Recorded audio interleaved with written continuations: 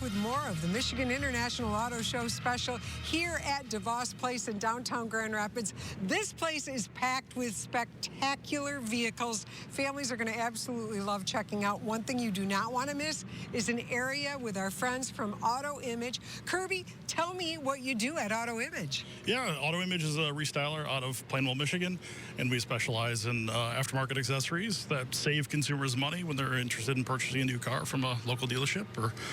So we do anything from leather interiors to heated seats, remote starts, sunroofs. How much money can you save me?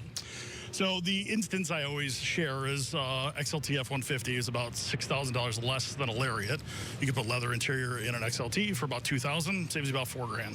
Okay. So there's a lot of accessories like that you don't necessarily need to get the top of the line vehicle. You can get a cheaper vehicle and add heated seats or remote start or whatever you're looking for. All the things we love. Exactly, the creature comforts. All right, talking about things I love, take a look at this thing behind me.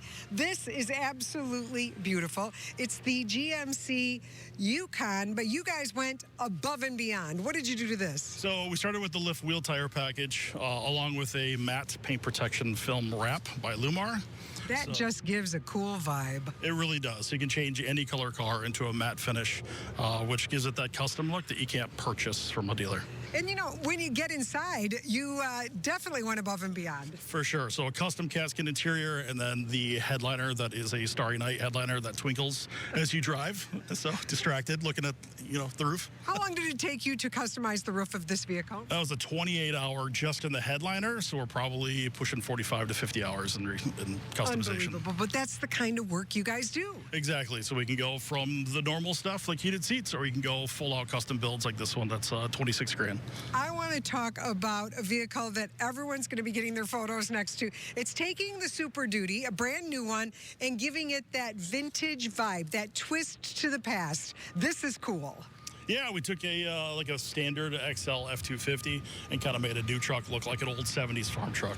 So how did you do that? I mean, obviously with the paint on the exterior. Yep, so we did a wrap once again. So the white is the paint on the truck itself. So we did the two-tone look in a matte white.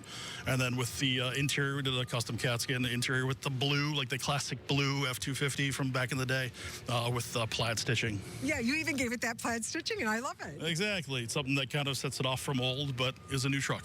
And you know, here at the show, you are featuring a lot of vehicles. How many do you have here that you've done some type of custom work for?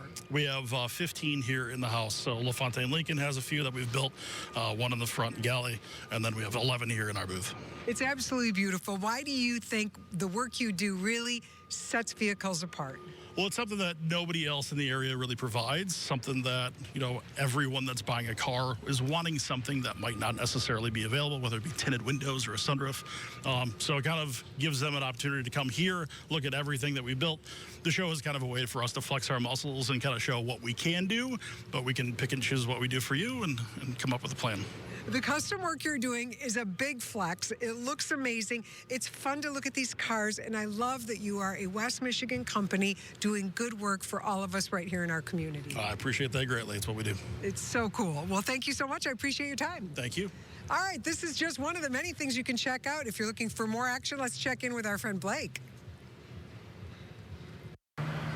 Well, we are here in one of the highlights of Electric Avenue here at the Michigan International Auto Show. You could say it's a car that's getting a lot of buzz. For more on that, I'm joined by James Morin. He is here with Electric Avenue, blog writer of the Electric Mitten. James, what are we standing in front of here? Yeah, this is the 2025 Volkswagen ID Buzz. This is the first edition, so it's got a few special touches. The play pause button on the pedals, this beautiful interior color that we have here. Yeah, so it's one of my most exciting cars for 2025. I'm super excited to get to see it. I actually got to drive it to move it here this morning, which was very exciting. But yeah, one of the EVs I was most excited about for this year. Yeah, it's kind of a take on an old classic, right? It seems like when they made the design of this, they put a lot of thought into the VW of old. Absolutely, and I remember when the concept debuted in 2016 at the Detroit Auto Show, and they were really pretty true to the proportions. Crash standards affected the corners and some things like that, but they did a great job bringing the concept to life, which sometimes doesn't always happen. It doesn't always, those concepts don't translate to reality. Yeah. So as we think about Electric Avenue as a whole, as folks come here to the Michigan International Auto Show, what are some things they may notice about the electric offerings by manufacturers this year? Yeah, so this year's electric offerings, we have a lot of family crossovers. We have a few pickups. It's really, I think, where the market is headed.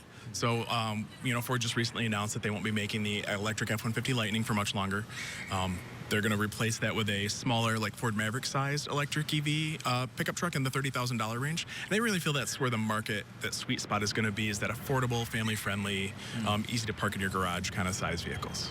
So as folks kind of come check out the electric vehicles, what are some things that they'll notice? Of course, they've been around for a few years, but I think a lot of people are kind of still learning about them. What are some of the quirks and the things that people may enjoy? Yeah, I think for me, because of the battery, I don't know, we'll say uniqueness for how cooling and heating works in vehicles, the amount of features that you get in a base level or even a mid-range electric vehicle are very different. So this one behind us, for example, heated, cooled, and massaging front seats in a minivan that, looks like it could be from the 60s. So yeah.